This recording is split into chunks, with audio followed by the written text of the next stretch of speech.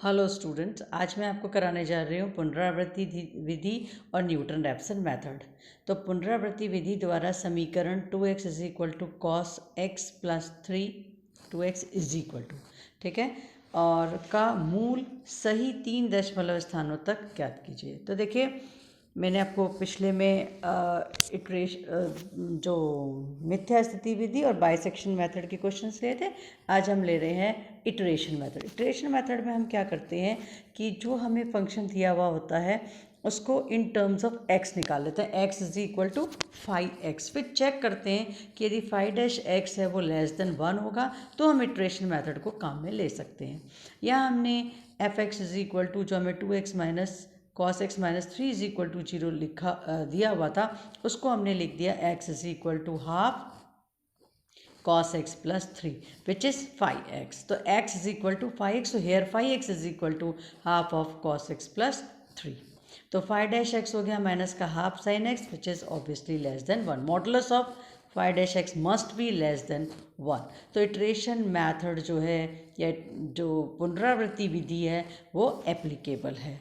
तो सबसे पहले अपन क्या करते हैं x1, तो क्योंकि अपन ने मान लिया कि x0 जो है वो π/2 लिया हमने, तो अपने पास इक्वेशन नंबर जो मैंने 2 लिखी हुई थी x is equal to 5x उसमें रखा, तो हमारे पास आ गया x1 is equal to half of cos x0 plus 3, तो हाफ ऑफ कॉस π/2 प्लस 3, तो x1 आ गया 1.5। इटरेशन का मतलब है बार बार रिपीट करना।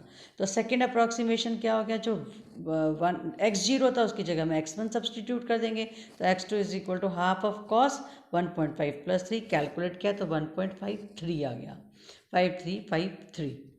थर्ड हमने क्या किया, जहाँ हमारा x0 की जगह हमने x1 रिप्लेस किया था अब x2 रिप्लेस कर देंगे। तो नया अप्रॉक्सीमेशन में रूट क्या हो जाएगा, x3 is equal to half of cos 1.5368 plus cos of this plus 3, तो कैलकुलेट करने पर आया 1.5354। हमने इसको फिर से, तो इटरेशन मेथड का मतलब अब हम क्या करेंगे, जो हमने नया रूट निकाला उसको हम रख देंगे x की जगह, तो x4 is equal to half of cos 1.53542 solve करके प्लस 3, तो ये सॉल्व करने पर आ गया 1.51768। इसको हमने सब्सटीट्यूट कर दिया नेक्स्ट इसमें नए रूट के लिए, तो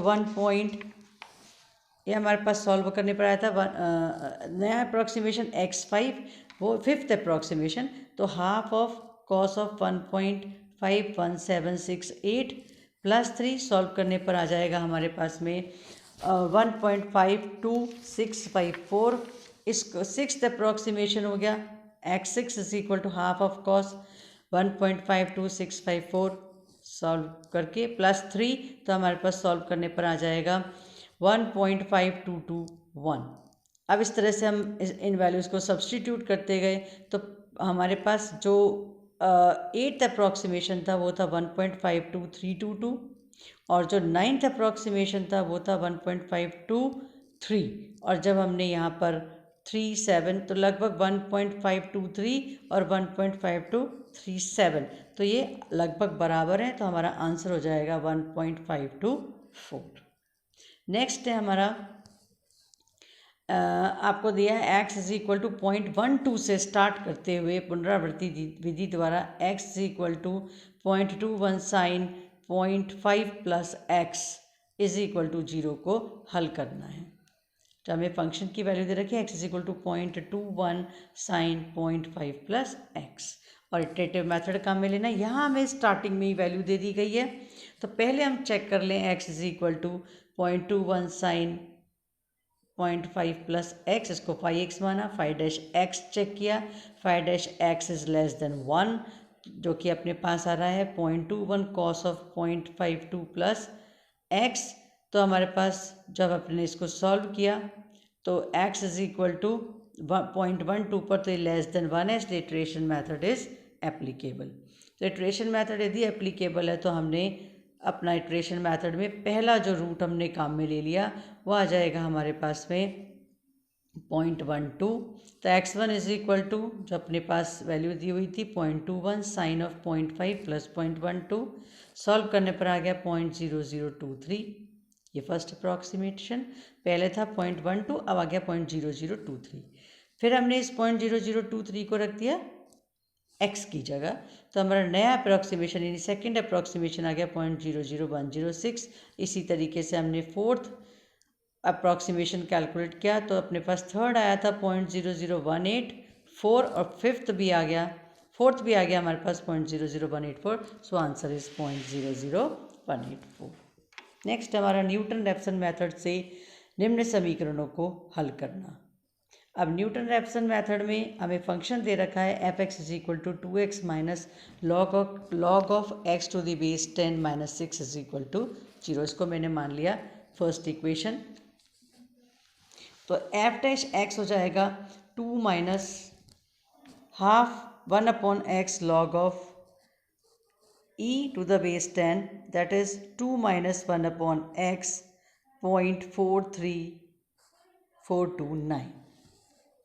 तो न्यूटन रैप्सन फॉर्मूला हमारे पास में था X N plus 1 is equal to x N minus F x N upon F dash x N.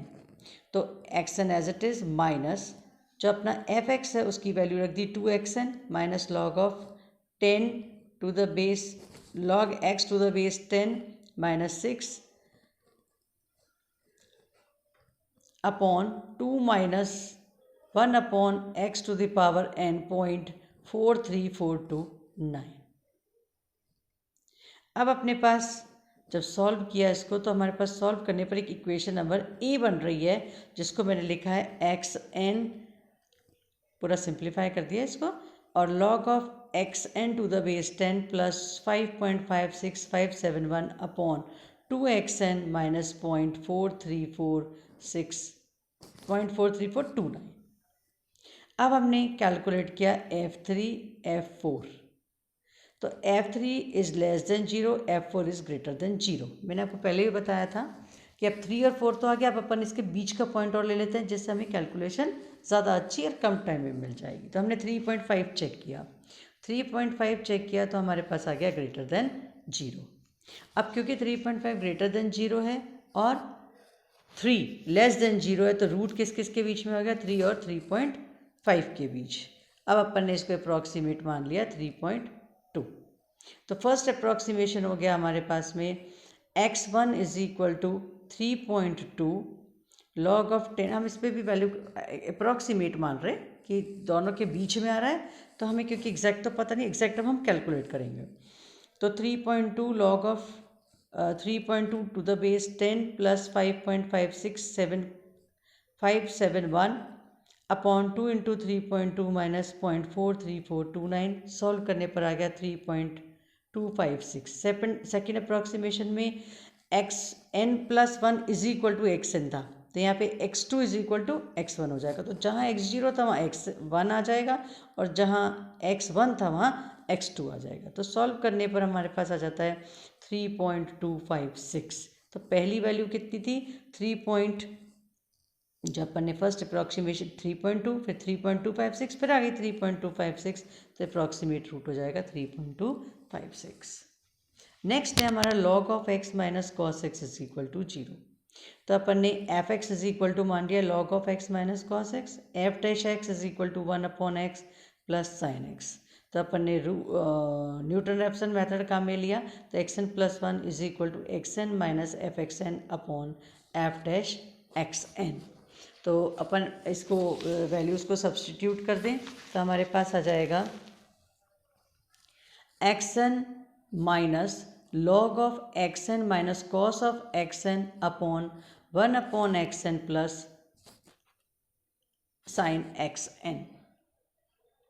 इसको सिंप्लीफाई कर दिया, तो सिंप्लीफाई करने पर हमारे पास आ गया X N minus X N into log of X N minus cos of X N upon 1 plus X N into sine X N. एक तरह से डिनोमिनेटर में मैंने एलसीएम ले लिया। This is equation number A.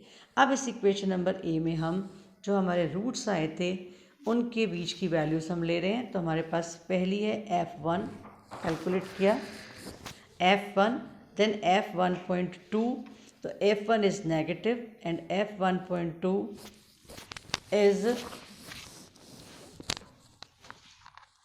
f1.2 is positive. अब अपने पास हमने f1, f1.2 एंड f1.3 लिया which is also negative. f1.4 is greater than 0, तो 1.3 और 1.4 के बीच हमारा रूट लाई करेगा। तो अब अपन ने 1.3 इसको फर्स्ट अप्रॉक्सीमेशन ले लिया और वैल्यू सब्सटीट्यूट की, तो x0 इज़ 1.3, तो हमारे पास x1 आ जाएगा 1.3 minus 1.3 into log of 1.3 minus cos of 1.3 upon 1 plus 1.3 sine of 1.3। Solve करने पर 1.3029।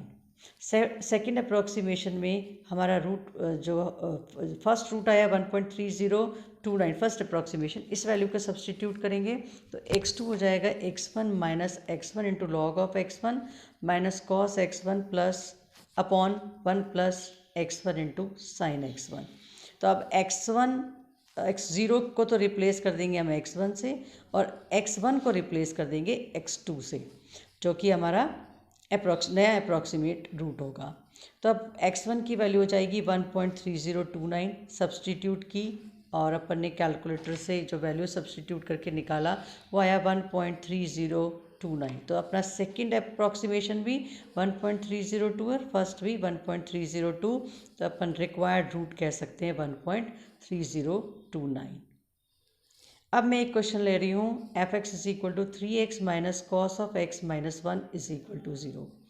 F dash x is 3 plus sine x. Newton Raphson method apply किया तो xn plus 1 is equal to xn minus f of xn f dash xn, तो this is equal to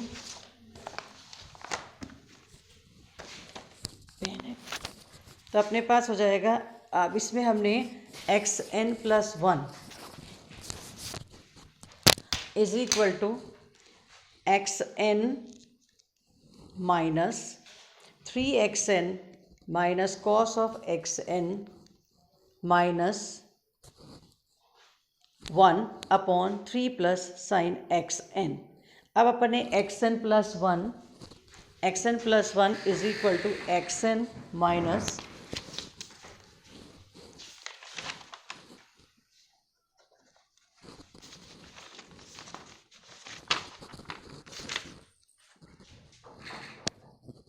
window number 4।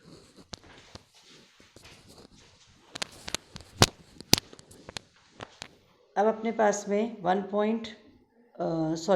F X is equal to xn plus 1 is equal to xn into sine X N plus cos of xn plus 1 upon 3 plus sine X N. इसको हमने पूरा simplify करके equation number 1 ले लिया। अब हम values check करेंगे तो हमारे पास में 0.5, 0.6 और 0.7 पे मैंने चेक किया तो 0.5 पर हमारे पास वैल्यू आ रही है नेगेटिव, 0.6 पर वैल्यू आ रही है नेगेटिव और 0.7 पर वैल्यू आ रही है positive. It means root lies between 0.6 and 0.7। अब हम बिल्कुल जैसे अपन ने पहले मेथड्स लिए हैं, हम बिल्कुल उसी तरीके से न्यूटन रैप्सन मेथड अप्लाई करके और जब तक हमारा डेसिमल के 3 पॉइंट तक आ जाएगा तब तक हम इसकी कैलकुलेशन करते चले जाएंगे।